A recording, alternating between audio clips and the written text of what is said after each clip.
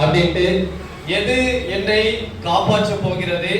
ஒருவேளை இந்த உலகத்துல கிறிஸ்துவானவர் என்னை பாதுகாக்க போகிறாரா, இல்ல கிறிஸ்துவானவர் என்னை ஆசீர்வதிக்க போகிறாரா, இல்ல மொபைல் என்னை ஆசீர்வதிக்க போகிறதா, இல்ல மொபைல் என்னை பாதுகாக்க போகிறதா, இல்ல பணம் என்னை ஆசீர்வதிக்க போகிறதா, இல்ல பணம் என்னை காப்பாற்ற போகிறதா அப்படின்ட்டு என்ன செய்ய போறோம் அப்படின்னா, இந்த நாளிலும் இந்த 3 காரியங்களை குறித்து நம்ம என்ன செய்ய போறோம் அப்படின்னா படிக்க போறோம். சரியா? ஒருவேளை இந்த 3 காரியங்கள் என்னுடைய வாழ்க்கையில் இருக்குமே என்றால் எது என்னை பாதுகாக்கும்? சரியா? இந்த 3ம் நம்முடைய வாழ்க்கையில இருக்குது. ஆனா இந்த 3ல எது நம்ம பாதுகாக்க போகுது அப்படின்ட்டு இன்னைக்கு என்ன செய்ய போறோம் அப்படின்னா படிக்க போறோம். இந்த படத்தை பார்க்கும் போது என்ன தெரியுது அப்படின்னு பார்த்தோம் அப்படின்னா, ஆலயத்திற்கு எல்லாருமே என்ன செய்யறோம், எல்லா சனிக்கிழமையும் நம்ம போகிறோம். ஆனா ஆண்டவர் இடத்துல எத்தனை பேர் போறாங்க? சரியா? சர்ச்சுக்கு எல்லாருமே போறோம். ஆனா ஆண்டவர்கிட்ட எத்தனை பேர் மட்டும்தான் போறோம்? ஒரு சிலர் மட்டும்தான். சரியா? ஏன் ஒரு சிலர் மட்டும் ஆண்டவர்கிட்ட போறாங்க, ஏன் எல்லாரும் போக முடியல அப்படின்ட்டு இன்னைக்கு படிக்க போறோம். சரியா? ஆலயத்துக்குன்னா எல்லாரும் போறாங்க, ஆனா ஆண்டவர்கிட்ட ஒரு சிலர் தான் போறாங்க. ஏன் ஆண்டவர்கிட்ட எல்லாரும் போக முடியல?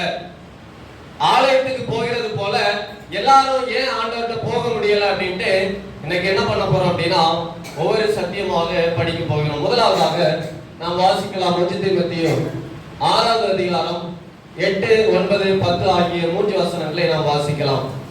1 தீமோத்தேயு 6வது அதிகாரம்.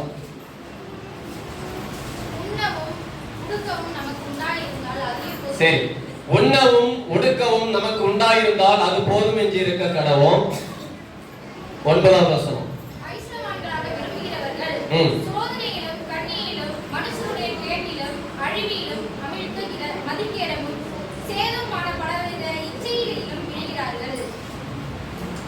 சரி, வேத வசனம் என்ன சொல்லுது அப்படின்னு பார்த்தோம் அப்படின்னா 8வது வசனம் சொல்லுகிறது, உண்ணவும் உடுக்கவும் நமக்கு உண்டாயிருந்தால் அது போதும் என்று இருக்க கடவோம். சரியா?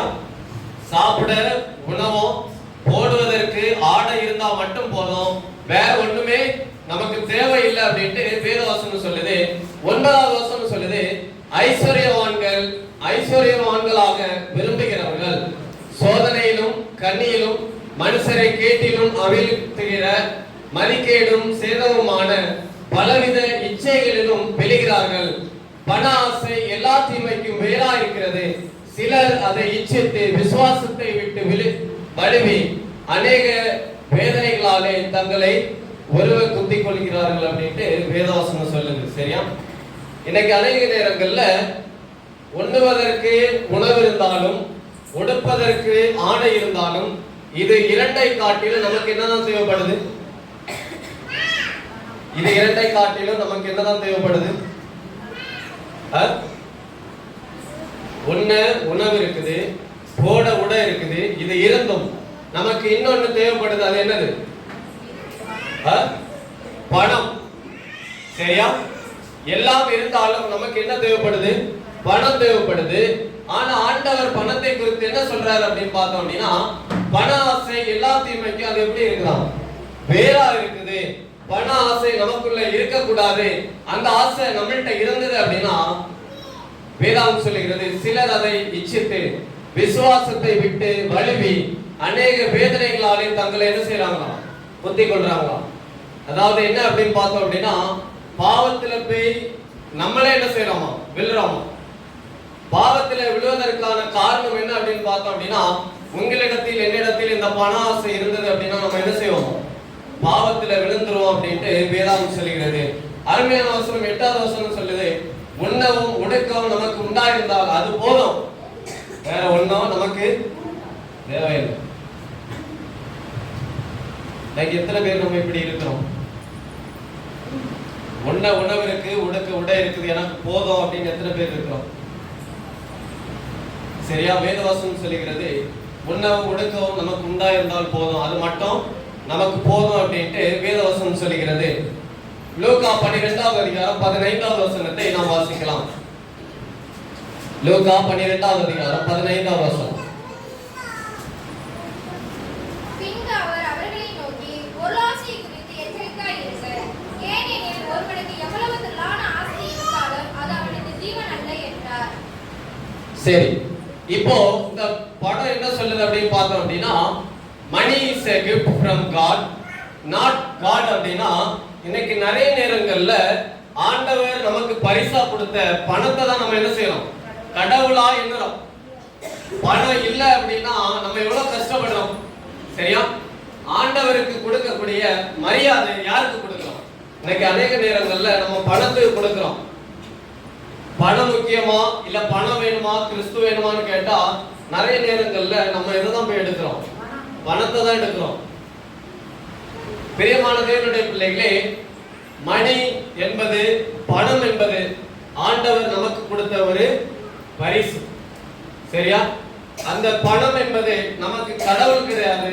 அதனால பணத்தை யாரும் என்ன செய்யாதுங்க, தேடாதுங்க. பண ஆசை நமக்கு வேண்டாம் என்று வேதாகமம் சொல்லுகிறதை நாம் பார்க்கிறோம். மத்தேயு 6வது அதிகாரம் 24வது வசனம் சொல்லுகிறது, no man can serve two masters அப்படினா ரெண்டு எஜமான்களுக்கு ஒரு ஊழியக்காரன் என்ன செய்ய முடியாது, வேலை செய்ய முடியாது. ஒன்லி பணம், உலக ஆசை இல்ல அப்படினா யாரு, கிறிஸ்துவானவர். இன்னைக்கு இந்த இடத்துல நம்ம எங்க இருக்கிறோம் யோசிச்சு பாருங்க. நான் உலக ஆசையில இருக்கிறேனா இல்ல பரலோக ஆசையில இருக்கிறேனா? நான் பணத்து மேல ஆசையில இருக்கிறேனா இல்ல கிறிஸ்து மேல ஆசையில இருக்கிறேனா? பிரியமான தேவனுடைய பிள்ளைகளே, வேதவசனம் சொல்லுகிறது, ஒரு வேலைக்காரன் இரண்டு எஜமானுக்கு என்ன செய்ய முடியாது, வேலை செய்ய முடியாது. இன்னைக்கு நிறைய நேரங்கள்ல நமக்கு பணமும் தேவை, நமக்கு யாரும் தேவை, கிறிஸ்துவும் தேவை அப்படின்னு சொல்றோம். ஆனா ஆண்டவர் ஏற்கனவே சொல்லிட்டாரு, ஒரு வேலைக்காரன் யாருக்கு என்ன செய்ய முடியாது, ரெண்டு எஜமானுக்கு வேலை செய்ய முடியாது. அப்படின்னா இன்னைக்கு நீங்களும் நானும் எந்த பக்கத்துல இருக்கிறோம்? ஆண்டவர் பக்கத்துல இருக்கிறோமா இல்ல உலக காரிய பக்கத்துல இருக்கிறோமா? சரியா? நாம் ஆராய்ந்து நம்மளை யோசிச்சு பார்க்க வேண்டும் என்று வேதவசனம் சொல்லுகிறது. இப்போ என்ன படிக்கிறோம் அப்படின்னு பார்த்தோம் அப்படின்னா, பணம் என் வாழ்க்கையில இருந்தது அப்படின்னா என்னால என் வாழ்க்கை எப்படி இருக்கும் அப்படின்னா, relationship, happiness, friends, love, parents, power, society, respect அப்படின்ட்டு பணம் இருந்தது அப்படின்னா எனக்கு இதெல்லாம் கிடைக்கும். சரியா? நல்ல மரியாதை இருக்கும், நல்ல நண்பர்கள் இருப்பாங்க, நல்ல குடும்பம் இருக்கும், நல்ல ரெஸ்பெக்ட் இருக்கும், நான் சந்தோஷமா இருப்பேன். ஆனா வேதம் என்ன சொல்லுது அப்படின்னு பார்த்தோம் அப்படின்னா, மார்க் 8வது அதிகாரம் 36வது வசனம் சொல்லுகிறது, மனுஷன் உலகம் முழுவதையும் ஆதாயப்படுத்தி கொண்டாலும் தன் ஜீவனை நஷ்டப்படுத்தினால் அவனுக்கு லாபம் என்ன? சரியா? பணம் இருந்து அந்த பணத்து மூலமாக எனக்கு ரிலேஷன்ஷிப், எனக்கு சந்தோஷம், நல்ல ஃப்ரெண்ட்ஸ், நல்ல ஹாப்பினஸ் எல்லாமே இருக்குது பணத்தின் மூலமாக. ஆனா நித்திய ஜீவன் எனக்கு இல்லை அப்படின்னா இதெல்லாம் என் கூட இருந்து எனக்கு என்ன பலன்? சரியா? கார் இருக்குது, நல்ல வீடு இருக்குது, நல்ல பணம் இருக்குது, ஆனா கிறிஸ்துவானவர் என் கூட இல்ல, நித்திய ஜீவன் என்கிட்ட இல்லை அப்படின்னா அந்த காரு அந்த பணத்தை வச்சு என்னால என்ன செய்ய முடியும்? சரியா? வேதாகமும் அதுதான் சொல்லுது, பணத்தை வச்சு எல்லா வச்சு நம்மளால என்ன செய்ய முடியாது, சம்பாதிக்க முடியாது. பணத்தை வச்சு நித்திய ஜீவனை நம்மளால என்ன செய்ய முடியாது, வாங்க முடியாது அப்படின்ட்டு வேதாகமம் சொல்லுகிறது. எனவே பண ஆசை நமக்கு தேவையில்லை என்பதை வேதாகமம் சுட்டி காட்டுகிறதை நாம் படிக்கிறோம். அடுத்ததாக பார்க்கும்போது, இந்த உலகத்தில் நான் வரும்போது எதையுமே என்ன செய்யறதில்லை, கொண்டு வந்ததில்லை, போகும்போது என்ன செய்கிறது இல்லை, கொண்டு போறதில்லை. சரியா? ஒரு வசனத்தை நாம் வாசிக்கலாம். 1 தீமோத்தேயு 6வது அதிகாரம் 7வது வசனம் சொல்லுகிறது, உலகத்திலே நாம் ஒன்றும் கொண்டு வந்ததும் இல்லை, இதிலிருந்து நாம் ஒன்றும் கொண்டு போகிறதும் இல்லை என்பது நிச்சயம் அப்படின்ட்டு வேதவசனம் சொல்லு. சரியா? இதுதான் உண்மை. நான் பிறக்கும் போது பணமோ இல்ல பொண்ணோ பொருளோ கொண்டு வரல. அதே போல நான் இறக்கும் போது, நான் இறந்த பிற்பாடு என்னால எதையுமே என்ன செய்ய முடியாது, கொண்டு போக முடியாது. நான் பெருசா கட்டின என்னுடைய வீடு, நான் அதிக விலை கொடுத்து வாங்கின என்னுடைய கார், இப்படி என்னால எதுவுமே என்ன செய்ய முடியாது, கொண்டு போக முடியாது. இதுதான் உண்மை அப்படின்ட்டு வேதாகம் சொல்லுது. சரியா? இல்ல இது உண்மை இல்லை அப்படின்னு யாராவது சொல்ல முடியுமா? இதுதான் உண்மை என்பதை நம்ம தினந்தோறும் என்ன செய்யறோம்? நம்முடைய வாழ்க்கையில கூட நம்ம இதை பார்க்கிறோம். வேதாகமும் அதை தான் சொல்லுது, no package allowed the reality of life. அப்படின்னா நாம் மரிக்கும் போது நம்மளால ஒண்ணு கூட என்ன செய்ய முடியாது, கொண்டு போக முடியாது. சரியா? நாம் இறக்கும் போது நமக்கு என்ன போடுவாங்க? நல்ல ட்ரெஸ் போடுவாங்க. அந்த ட்ரெஸ் எத்தனை நாள் நமக்கு கூட இருக்கும்? சரியா? நாம் இறக்கும் போது நம்ம எதையுமே என்ன செய்கிறது இல்லையா, கொண்டு போகிறது இல்ல. எனவே பண ஆசை நமக்கு வேண்டாம், நமக்கு இருக்கிறது மட்டும் போதும் அப்படின்ட்டு வேதாகமம் சொல்லுகிறதை நாம் பார்க்கிறோம். இன்னைக்கு அநேக நேரங்கள்ல நம்ம வாழ்க்கை எப்படி இருக்குதா அப்படின்னா, லைஃப் வித்தவுட் காட் இப்படிதான் இருக்குது. அநேக நேரங்கள்ல காலையில எந்திரிக்கிறோம், ஓடுறோம், எதை நோக்கி ஓடுறோம் தெரியாது. காலை நைட்டு வீட்டுக்கு வரோம், தூங்குறோம், திரும்ப காலையில எந்திரிச்சு ஓடுறோம். எதை நோக்கி ஓடுறோம், எதுக்காக ஓடுறோம்னு கூட நிறைய நேரங்கள்ல நமக்கு என்ன செய்கிறது இல்லை, தெரிகிறது இல்லை. பிரியமான தேவனுடைய பிள்ளைகளே, ஆண்டவர் உங்களுடைய வாழ்க்கையிலும் என்னுடைய வாழ்க்கையிலும் இல்லை என்றால் நாம் தினந்தோறும் எதுக்கு ஓடுவோம்னு நமக்கு தெரியாது. நம்ம வாழ்க்கை தினந்தோறும் ஓடிட்டே தான் இருக்கணும். சரியா? படம் அதுதான் சொல்லுது, லைஃப் வித்தவுட் காட். பணத்துக்காக, வீடுக்காக, நல்ல சொத்துக்காக, என் பிள்ளைகளுக்காக நம்முடைய வாழ்க்கை தினந்தோறும் என்னதான் செய்யணுமா, ஓடிட்டே தான் இருக்கணுமா. எப்ப எனக்குள்ள ஆண்டவர் இருக்கிறாரோ, என் வாழ்க்கையில ஆண்டவர் இருக்கிறாரோ, நான் என்ன செய்யணும், நான் என்ன செய்யறேன், ஆண்டவருக்கு கீழே போய் நான் உட்கார்றேன். எனக்கு பணம் தேவையில்லை, எனக்கு வீடு தேவையில்லை, எனக்கு வசதி தேவையில்லை, எனக்கு யார் தான் தேவை? தேவன் தான் தேவை. வேதம் சொல்லுகிறது, முதலாவது யாரை தேடுங்க, தேவனை தேடுங்க. நீங்கள் தேவனை முதலாவது தேடும் போது அவர் உங்களுக்கு தேவையான எல்லாத்தையும் என்ன செய்வாராம், கொடுப்பார். அது பணமா இருக்கலாம், அது பொருளா இருக்கலாம், அது சொத்தா இருக்கலாம், அது எதுவாக இருந்தாலும் சரி, தேவனை நாம் தேடும் போது அது எல்லாத்தையும் நம்ம பெற்றுக் கொள்கிறோம். தேவனை தேடாம அதை தேடணும் அப்படின்னா நாம் ஒண்ணு கூட என்ன செய்ய முடியாதா, பெற முடியாது என்பதை வேதாகமும் சொல்லுகிறது. பிரியமான தேவனுடைய பிள்ளைகளே, மணி கேன் சேவ் மீ அப்படின்ட்டு யாராவது சொல்ல முடியுமா? பணம் என்ன பாதுகாக்குது, பணம் தான் எனக்கு நித்திய ஜீவனை தருது அப்படின்னு யாராவது சொல்ல முடியுமா? Any answer? Yes or no? இல்ல என்னால முடியும், நிச்சயமா பணம் தான் என்ன பாதுகாக்குது அப்படின்னு யாராவது சொல்ல முடியுமா தைரியமா? யாராலையும் சொல்ல முடியாது. ஏனென்றால் பணம் ஒருபோதும் நம்மளை என்ன செய்யாது, பாதுகாக்காது. ஒருவேளை இந்த உலகத்துல, நிரந்தரம் இல்லாத உலகத்துல தேவையான நேரத்துல என்ன பாதுகாக்கலாம், ஆனா இந்த பணம் எனக்கு வாழ்க்கையை தருமா அப்படின்னா நிச்சயமா என்ன செய்யாது, தராது. சரியா? முதலாவது பாடமாக என்ன படிக்கிறோம் அப்படின்னா, money can save me or no அப்படின்னா இல்லவே இல்லை. ஒருபோதும் பணம் என்ன செய்யாது, காப்பாத்தாது. சரியா? முதலாவது பாடமாக இன்னைக்கு என்ன படிக்கிறோம் அப்படின்னா, இந்த பாவம் நிறைந்த உலகத்துல நிறைய நேரங்கள்ல நம்ம எதை நோக்கி ஓடுறோம், பணத்தை நோக்கி ஓடுறோம். சம்பாதிக்கணும், வேலைக்கு போகணும், பிள்ளைகளை பார்க்கணும், பிள்ளைகளுடைய வாழ்க்கையை பார்க்கணும் அப்படின்ட்டு பணத்தை நோக்கி ஓடுறோம். ஆண்டவர் சொல்றாரு, பணத்தை நோக்கி ஓடாத, யாரை நோக்கி ஓடு, தேவனை நோக்கி ஓடு அப்படின்ட்டு முதலாவது பாடமாக நாம் படிக்கிறோம். இரண்டாவதாக பார்க்கும்போது மிக மிக முக்கியமான ஒரு காரியத்துக்குள்ள வரும். சரியா? எல்லாரையும் சாத்தான் அடிமையாக்கி எல்லாருடைய கையிலையும் விலங்கு போட்டு அடிமையாக வைத்திருக்கிற ஒரு காரியம் என்ன அப்படின்னு பார்த்தோம் அப்படின்னா, என்னது? மொபைல். இன்னைக்கு மொபைல் இல்லை அப்படின்னு யாராவது சொல்ல முடியுமா? என் கையில மொபைல்லே இல்லை அப்படின்னு. எல்லார் கையில என்ன இருக்குது, இந்த மொபைல் இருக்கு. சரியா? இதுல என்ன எழுதி இருக்குது அப்படின்னு பார்த்தோம் அப்படின்னா, ஃபர்ஸ்ட் கமாண்ட்மெண்ட் அப்படின்னு இருக்குது. சரியா? நல்லா யோசிச்சு பார்த்தோம் அப்படின்னா அது என்ன வெளிப்படுத்துது அப்படின்னா, யாத்திராகமம் 20வது அதிகாரம் 3, 4, 5வது வசனம் சொல்லுகிறது, என்ன என்று உனக்கு வேறு தேவர்கள் உண்டாயிருக்க வேண்டாம். சரியா? நல்லா புரிஞ்சுக்கோங்க, என்ன என்று உனக்கு வேறு தேவர்கள் உண்டாயிருக்க வேண்டாம். இன்னைக்கு அநேக நேரங்கள்ல நான் கிறிஸ்துவை பத்தி பேசுறனோ இல்ல கிறிஸ்துவை நான் சுமக்கிறனோ இல்லையோ, நான் யாரை சுமக்கிறேன், நான் யாரை சுமக்கிறேன்? என் பாக்கெட்ல எப்போ என்ன இருக்குது, மொபைல் இருக்கு. கிறிஸ்துவை நான் தேடுறனோ இல்லையோ, காலையில எழுந்துற உடனே நான் யாரை தேடுறேன், யார தேடுறேன்? மொபைல் எங்க தேடுறேன்? கிறிஸ்துட்ட பேசுறனோ இல்லையோ, தினந்தோறும் நான் யார்கிட்ட பேசுறேன்? மொபைல்கிட்ட பேசுறேன். நான் கிறிஸ்துவ பாக்குறனோ இல்லையோ, தினந்தோறும் யார பாக்குறேன்? கிறிஸ்துவ பாக்குறேன். பிரியமான தேவனுடைய பிள்ளைகளே, ஆண்டவர் சொல்றாரு, என்ன எஞ்சி உனக்கு வேற தேவர்கள் உண்டாயிருக்க வேண்டாம். இன்னைக்கு நாம் நம்முடைய கையில மொபைல வச்சுக்கிட்டே இருக்கிறோம். ஆண்டவர் சொல்றாரு, முதலாவது கற்பனை நம்ம என்ன செய்யறோம்? மீறுகிறோம். வேதவசனம் சொல்லுகிறது, பாவத்தின் சம்பளம் மரணம். கற்பனைகளை மீறுகிறதே என்னது? பாவம். அப்படின்னா இன்னைக்கு நம்முடைய கையில மொபைலை வச்சுக்கிட்டு முதல் கற்பனை நம்ம என்ன செய்யறோம்? மீறுகிறோம். தேவனை தவிர தேவனுக்கு அதிகமாக நம்ம மொபைல் என்ன செய்யறோம்? பயன்படுத்தும். சரியா? யோசிச்சு பாருங்க.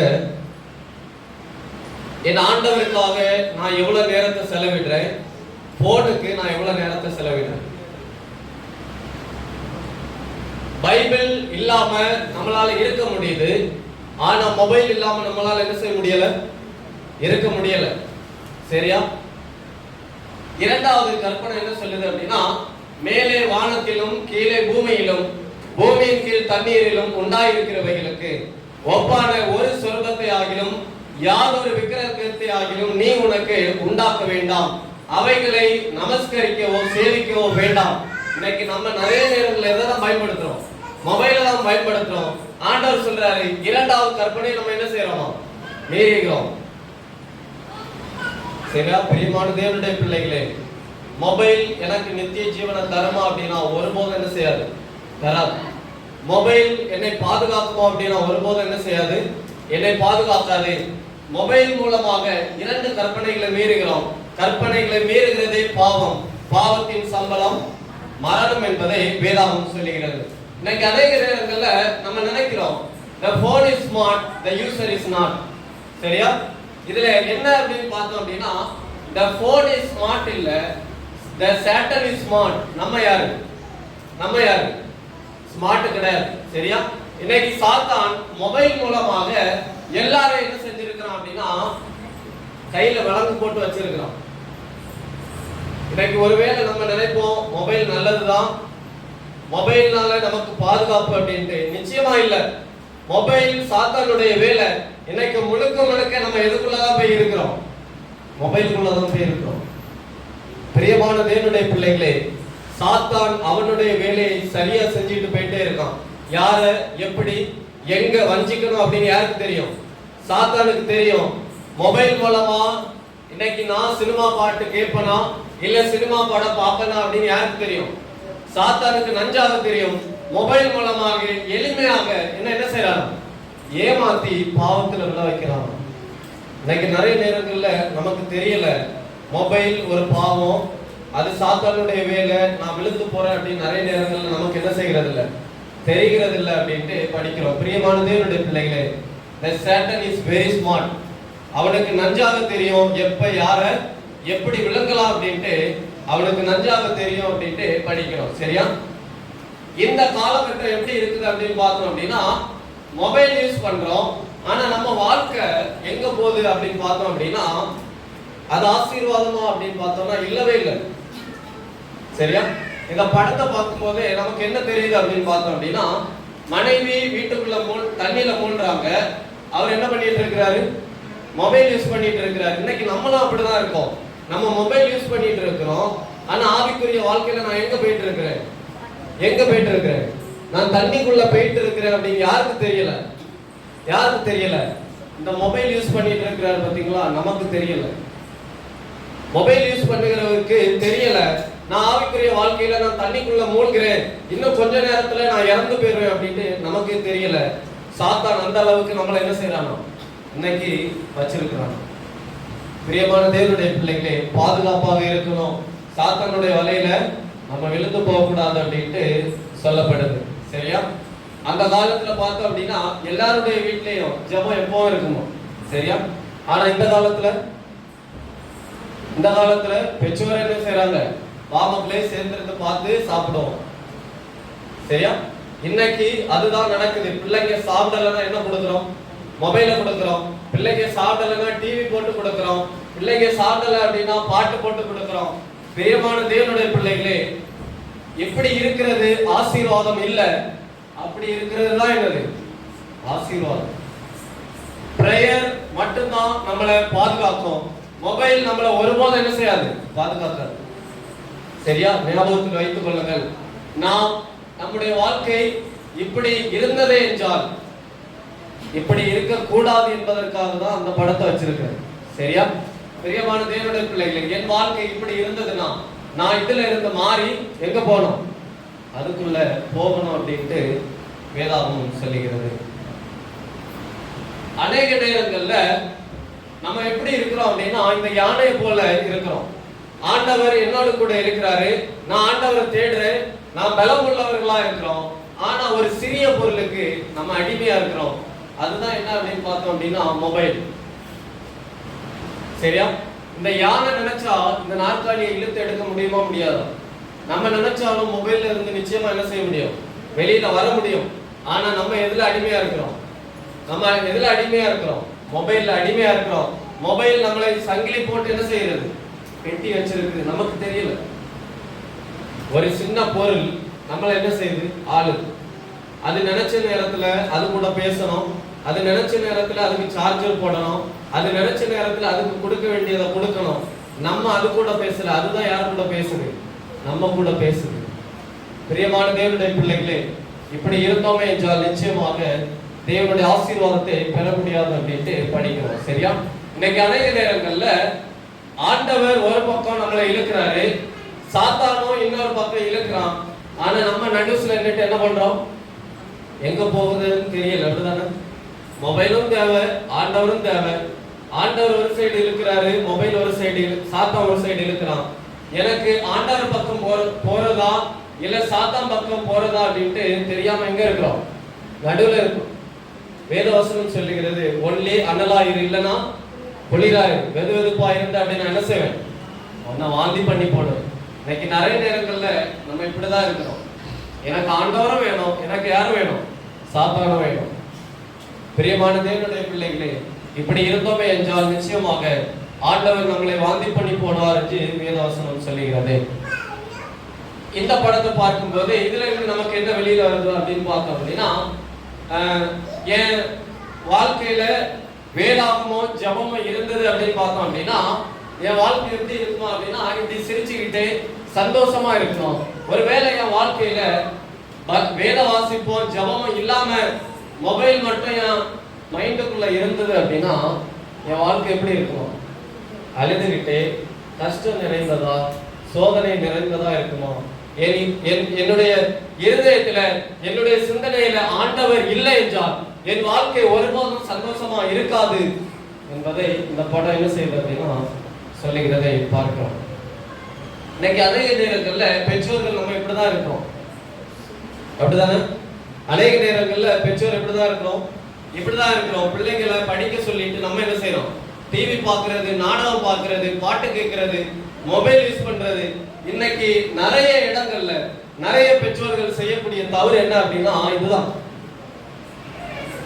பெத்த பிள்ளையை விட இதுதான் உங்களுக்கு முக்கியமா இருக்குதான், மொபைல். பிள்ளைகளுக்கு பாடம் சொல்லி கொடுக்கறதை விட இதுதான் முக்கியமா இருக்குதான், மொபைல். இந்த மொபைல்னால ஏதாவது லாபம் இருக்குதா? ஒரு லாபமும் கிடையாது என்பதை நாம் புரிந்து கொள்ள வேண்டும்.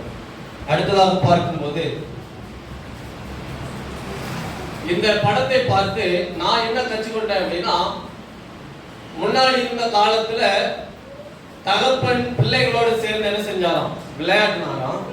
ஆனா இப்போ உள்ள காலத்துல எப்படி இருக்குதான் அப்படின்னா பிள்ளைங்க வந்து நிக்கிறாங்க, ஆனா பெற்றோர்கள் எதுக்குள்ள முங்கி இருக்கிறாங்க, மொபைலுக்குள்ள முங்கி இருக்கிறாங்க. மொபைலுக்குள்ள முங்கி இருக்கிற பெற்றோரை பார்த்து பிள்ளைங்க என்ன பண்றாங்க, யார் என் கூட விளையாட வருவா, யார் என் கஷ்டத்தை கேட்பா, யார் என் கூட பேசுவா அப்படின்ட்டு அநேக நேரங்கள்ல பிள்ளைகள் தவறான வழிக்கு போவதற்கு காரணமே யாருன்னா பெற்றோர்கள். சரியா? இப்படி பிள்ளைங்க கூட இருந்தோம் அப்படின்னா பிள்ளைகளுக்கு பாசம் இல்லாம போகணும், இல்ல பிள்ளைங்க பெற்றோர் சொல்லுகிறத கேட்காம போவாங்களா? யோசிச்சு பாருங்க. பிரியமான தேவனுடைய பிள்ளைகளே, பிள்ளைகளை தயவு செய்து என்ன செய்யாதுங்க, கைவிடாதுங்க. பிள்ளைகளோடு சேர்ந்து விளையாடி பேச வேண்டும் என்று வேதாகமம் சொல்லுகிறது. என்ன தெரியுது? நிறைய இடங்கள்ல நடக்கக்கூடிய விஷயம். குழந்தை கீழே விழுந்து கிடக்கிறது கூட யாருக்கு தெரியல, பிள்ளைகளுக்கு, பெற்றோர்களுக்கு தெரியல. அந்த அளவுக்கு எது முக்கியம் அப்படின்னா மொபைல் முக்கியம். ரீல்ஸ் எடுக்கிறது, வீடியோ எடுக்கிறது, போட்டோ எடுக்கிறது எல்லாமே முக்கியமாயிட்டு. ஆனா பெத்த பிள்ளை முக்கியம் இல்லை. பிரியமான தேவனுடைய பிள்ளைகளே, காலம் இன்னைக்கு இப்படிதான் இருக்கு. சரியா? பிள்ளைகளை விட நமக்கு எதுதான் முக்கியமா இருக்குது? மொபைல் தான் முக்கியமா இருக்கிறது அப்படின்ட்டு படிக்கிறோம். சரியா? இன்னைக்கு இந்த வேதத்தை வாசித்து ஜெபம் செய்கிறவர்களை தாக்குகிற வேலை யாருடைய வேலைன்னா சாத்தானுடைய வேலை. அந்த சாத்தான் எது மூலமா தாக்குறான்னா அப்படின்னா மொபைல் மூலமா தேவனுடைய பிள்ளைகளை தாக்குறாங்க. சரியா? இன்னைக்கு அநேக நேரங்கள்ல நம்ம நினைப்போம், என் மொபைல்ல தான் பைபிள் இருக்குது, என் மொபைல்ல நான் எந்த தப்பும் பண்ணல அப்படின்னு நினைக்கிறோம்.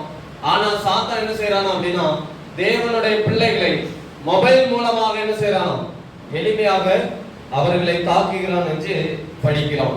அது மாத்திரமல்ல, இன்னைக்கு மொபைல் மூலமாக இருக்கிற பிள்ளைகளுடைய வாழ்க்கை இப்படிதான் இருக்கும். சரியா?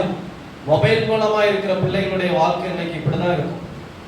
அவங்க இருள்ல மட்டும்தான் என்ன செய்வாங்க, இருப்பாங்க. அவங்க குடும்பம் ஒரு நாள் எங்க வராது, வெளிச்சத்துக்கு வராது.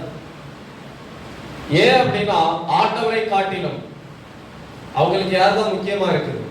மொபைல் தான் முக்கியமா இருக்குது. மொபைல் நம்மளை பாதுகாக்குமா, மொபைல் நம்மளை ஆசீர்வதிக்குமா அப்படின்னு கேட்டா ஒருபோதும் இல்ல.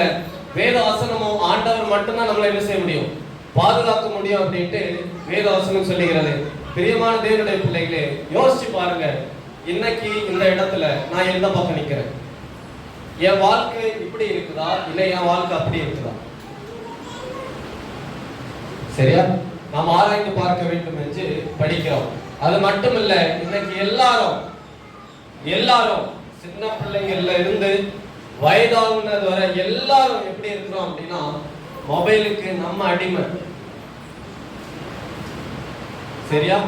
அது கூப்பிட்டா உடனே போய் பேசுறோம், சார்ஜ் போடுறோம், அதுக்கு ரீசார்ஜ் பண்றோம். நாம் அனைவரும் மொபைலுக்கு அடிமைகளாக இருக்கிறோம். மொபைலுக்கு அடிமை அப்படின்னா நம்ம யாருக்கு அடிமை தெரியுமா? சாத்தானுக்கு நம்ம அடிமை. பிரியமான தேவனுடைய பிள்ளைகளே, நாம் அதை ஞாபகத்தில் வைத்துக் கொள்ள வேண்டும் என்று படிக்கிறோம். ஒரு வசனத்தை நாம் வாசிக்கலாம். 1 கொரிந்தியர் 6வது அதிகாரம் 12வது வசனம் சொல்லுகிறது, எல்லாவற்றையும் அனுபவிக்க எனக்கு அதிகாரம் உண்டு, ஆகிலும் எல்லாம் தகுதியா இராது. எல்லாவற்றையும் அனுபவிக்க எனக்கு அதிகாரம் உண்டு, ஆகிலும் நான் ஒன்றிற்கும் அடிமைப்பட மாட்டேன். சரியா? வேதவசனம் சொல்லுது, இந்த உலகத்துல எல்லாமே எனக்கு தகுதிதான், எல்லாமே தேவைதான். ஆனாலும் ஒண்ணுக்கு நம்ம என்ன செய்யக்கூடாதான், அடிமையா இருந்துட கூடாது அப்படின்னு சொல்லுது. இன்னைக்கு நான் அடிமை இல்லை அப்படின்னு எத்தனை பேர் நம்ம சொல்ல முடியும்? நான் அடிமை இல்லை, இந்த உலகத்துல எல்லாம் இருந்தோம், நான் எதுக்குமே அடிமை இல்லைன்னு நம்ம எத்தனை பேர் சொல்ல முடியும்?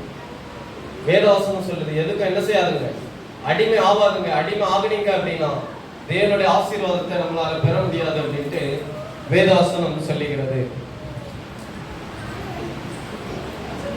அடுத்ததாக பார்க்கும்போது இந்த மொபைல் மூலமாக என்ன படிக்கிறோம் அப்படின்னு பார்த்தோம் அப்படின்னா, இந்த மொபைலை நம்ம பயன்படுத்துவதன் மூலமாக நம்முடைய வாழ்க்கை நல்லதாக மாறுகிறதா இல்லை தீமையாக மாறுகிறதா அப்படின்னு பார்க்கும்போது நிச்சயமா வேதாகம் சொல்லுகிறது, மொபைலை பயன்படுத்துகிறவர்கள் நல்ல வழியில என்ன செய்ய முடியாது, போக முடியாது. ஏனென்றால் மொபைல் நல்ல வழியை ஒருபோதும் என்ன செய்யாது, காட்டாது. மொபைல் நமக்கு தீமையான வழியை மட்டும்தான் காட்டும். எனவே மொபைலை நாம் அவாய்ட் பண்ணுவது நல்லது என்பதை வேதாகம் சொல்லுகிறது. இந்த படத்தை பார்க்கும்போது நமக்கு என்ன தெரியுது அப்படின்னு பார்த்தோம் அப்படின்னா, நம்ம எல்லாரும் எதை நம்புறோம் அப்படின்னா மொபைலை அதிகமா நம்புறோம். சரியா? இது என்ன சொல்லுது அப்படின்னு பார்த்தோம் அப்படின்னா, trust is a dangerous game. நம்ம எல்லாரும் எதை நம்புறோம், மொபைலை நம்புறோம். மொபைல் என்ன பாதுகாக்குது, அது மூலமா தான் எனக்கு வருமானம் அப்படின்னு நினைக்கிறோம். ஆனா இந்த படத்தை பார்த்தோம் அப்படின்னா இன்னைக்கு அந்த மொபைல் தவளையா இருக்குது, நம்ம எப்படி இருக்கிறோம், இந்த எலி மாதிரி இருக்கிறோம். மொபைல் என்ன என் கூட இருக்கும்போது நான் நல்லா இருக்கிறேன், நான் சந்தோஷமா இருக்கிறேன், அது என்கிட்ட ஒற்றுமையா இருக்குதுன்னு நினைக்கிறோம். ஆனா நம்ம வாழ்க்கையை கொஞ்சம் கொஞ்சமா அது என்ன செய்யலாம், விளங்குது, அது நமக்கு தெரியல. பிரியமான தேவனுடைய பிள்ளைகளே, மொபைல் நம்மளை விழுங்குச்சு அப்படின்னா நம்மளால என்ன செய்ய முடியாது, வெளியில வர முடியாது என்பதை சொல்லுகிறது. அது மாத்திரமல்ல, இன்னைக்கு அநேகர் மொபைலுக்கு அடிமையாகி நோ மோர், வாழ்க்கை நமக்கு திரும்ப என்ன செய்கிறது இல்லை, வருகிறது இல்லை அப்படின்னா நம்ம போனுக்கு அடிமையாகி நம்முடைய உறவுகள், பெற்றோர்கள், உடன்பிறப்புகள் எல்லாத்தையும் விட்டு நமக்கு எதுதான் முக்கியமா இருக்குதுன்னா ஃபேஸ்புக்கு, இன்ஸ்டாகிராமு, ட்விட்டர், இதுதான் நேரம் முழுவதுமாக காலையில் எந்திரிச்சையிலிருந்து நாம் நேரம் அதிகமாக செலவிட்டு நோ மோர் லைஃப் அப்படின்ட்டு சொல்லப்படுது. சரியா? ஒரு கேள்வி, mobile can save me, mobile என்னை பாதுகாக்குமா என்ற கேள்வியை கேட்டேன் என்றால் உங்களுடைய பதில் என்னவாக? எங்கேயாவது மொபைல் என்ன பாதுகாக்குது, என்ன ஆசீர்வதிக்குது, அதனாலதான் எனக்கு லாபம் அப்படின்னு எங்கேயாவது படிச்சோமோ? இல்ல வேதவசனம் எங்கேயாவது சொல்லுதா? பெரியமான தேவனுடைய பிள்ளைகளே, மொபைல் நம்மளை ஒருபோதும் என்ன செய்யாது, பாதுகாக்காது. அதை நம்ம எங்கதான் கொண்டு போவோம், அழிவுக்கு தான் கொண்டு போகும் என்பதை இந்த நாளிலே படிக்கிறோம். ஆண்டவராகிய இயேசு கிறிஸ்து ஒவ்வொரு நாளும் நமக்கு கால் பண்றாரு. எத்தனை பேர் அவர் கால் பண்ணும்போது அட்டன் பண்ணி பேசுறோம்? எத்தனை பேர்? இல்ல மொபைல பார்த்துட்டு இவர்கிட்ட பிறகு பேசலாம், இல்ல இவர்கிட்ட எனக்கு பேச பிடிக்கல, இன்னைக்கு அதான பண்ணுவோம். யாராவது கால் பண்ணா பிடிக்கல, இல்ல பேச விருப்பம் இல்லைன்னா அதான ஞாபகம் வரும். ஆண்டவர் கால் பண்ணும்போது ஆண்டவருடைய காலை எத்தனை பேர் அட்டன் பண்ணி நம்ம பேசுறோம் தினந்தோறும்? பிரியமான தேவனுடைய பிள்ளைகளே, வேதவசனம் சொல்லுகிறது, வெளிப்படுத்தல் 3வது அதிகாரம் 20வது வசனம் சொல்லுகிறது, இதோ வாசற்படியிலே நின்று கதவை தட்டுகிறேன், ஒருவன் என் சத்தத்தை கேட்டு கதவை திறந்தால் அவனிடத்தில் நான் பிரவேசித்து அவனோட போஜனம் பண்ணுவேன், அவனும் என்னோட போஜனம் பண்ணுவான் என்று வேதவசனம் சொல்லுது. ஆண்டவர் தினந்தோறும் நம்முடைய வாழ்க்கையில கால் பண்ணிட்டே இருக்கிறாரு. மகனே, மகளே, என் காலை நீ அட்டன் பண்ணி என்கிட்ட பேசு அப்படின்னு. நம்ம பார்த்துக்கிட்டு பிறகு பேசலாம், இவர்கிட்ட எனக்கு பேச பிடிக்கல. இன்னைக்கு அப்படிதான் இருக்கிறோம். நம்முடைய வாழ்க்கை எங்க போகுது, எப்படி போகுதுன்னு தெரியாம நம்ம என்ன செய்யறோம் அப்படின்னா ஓடிக்கொண்டே இருக்கிறோம் அப்படின்ட்டு படிக்கிறோம். பிரியமான தேவனுடைய பிள்ளைகளே, என் வாழ்க்கை இந்த மாதிரி மாறணும் அப்படின்னா என் வாழ்க்கைக்குள்ள யார் இருக்கணும்? கிறிஸ்துவானவர் இருந்தா மட்டும்தான் என் வாழ்க்கை, அப்படி இருந்த வாழ்க்கை இப்படி மாறும் என்பதை சொல்லப்படும். கிறிஸ்து இல்லை என்றால் நான் ஒருவேளை இந்த உலகத்துல எதுக்காவது அடிமையாக, இல்ல பணத்திற்கோ இல்ல மொபைலுக்கோ நான் அடிமையாக இருந்தேன் என்றால் என் வாழ்க்கை வெறுமையாக இப்படிதான் இருக்கும்.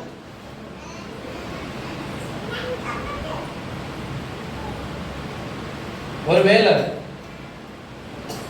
இந்த 5 கேள்விகளை யாராவது கேட்டாங்க அப்படின்னா, இல்ல இந்த 5 கேள்வியில நம்ம ஒன்றை தேர்ந்தெடுத்தோம் அப்படின்னா நமக்கு கிடைக்கும் அப்படின்னா நம்ம இதுல எதை தேர்ந்தெடுப்போம்? பணம், நல்ல வீடு, நல்ல மரியாதை, இல்ல காரு, இல்ல ஜீசஸ்? நம்ம எதை தேர்ந்தெடுப்போம்? எதை தேர்ந்தெடுப்போம்? பிராக்டிக்கல் உண்மையை பேசுங்க. நம்ம எதை தேர்ந்தெடுப்போம்? நம்ம எதை தேர்ந்தெடுப்போம்? நம்ம யாரும் கிறிஸ்துவ தேர்ந்தெடுக்க மாட்டோம். நம்ம எதை தேர்ந்தெடுப்போம் தெரியுமா? எனக்கு பணமும் வேணும், எனக்கு வீடும் வேணும், எனக்கு நல்ல மரியாதையும் வேணும், நமக்கு நல்ல காரம் வேணும், எனக்கு என்னென்ன வேணும்? கிறிஸ்துவ வேணும் அப்படின்ட்டு நம்ம கிறிஸ்துவ மட்டும் தேர்ந்தெடுக்க மாட்டோம். இது எல்லாத்தையும் என்ன செய்யும்? தேர்ந்தெடுப்போம். ஆனா இந்த மணி என்ன பரலோகத்துக்கு கூட்டிட்டு போகுமா? இந்த வீடு என்ன பரலோகத்துக்கு கூட்டிட்டு போகுமா? இந்த சாதர் என்ன பரலோகத்துக்கு கூட்டிட்டு போகுமா? இந்த கார் என்ன பரலோகத்துக்கு கூட்டிட்டு போகுமானா இது ஒரு நாளும் நம்மளை கூட்டிட்டு போகாது. ஆனா கிறிஸ்துவானவர் நம்மளை எங்க கூட்டிட்டு போவாராம்? பரலோகத்துக்கு கூட்டிட்டு போவார் என்று படிக்கிறோம். சரியா? பிரியமான தேவனுடைய பிள்ளைகளே, அநேக நேரங்களில் நம்முடைய வாழ்க்கையில் வருகிற ஆபத்துகள், பிரச்சனைகள், கஷ்டங்கள் எல்லாத்தையும் ஆண்டவர் நம்மளை என்ன செய்யறார்? பாதுகாக்கிறார். மொபைலுக்கு அடிமையாகி, பணத்துல அடிமையாகி வருகிற பிரச்சனைகள் எல்லாவற்றிலும் இருந்து ஆண்டவர் நம்மளை பாதுகாக்கிறார் என்பதை நாம் படிக்கிறோம். சரியா? அநேக நேரங்கள்ல நாம் தேவனை விட்டு விலகி போய் அடிபட்டு நொந்தவர்களாக ரத்தத்தோடு ஆண்டவரிடத்தில் வரும்போது ஆண்டவர் நம்முடைய காயங்களுக்கு மருந்து போட்டு மகனே மகளே வா அப்படின்னு கூப்பிடுறாரு. நம்ம என்ன செய்ய மாட்டோம்? இல்ல நான் தனியா தான் போவேன். சரியா? ஆண்டவர் உங்களையும் என்னை பார்த்து கேட்கிறாரு, do you have time for me?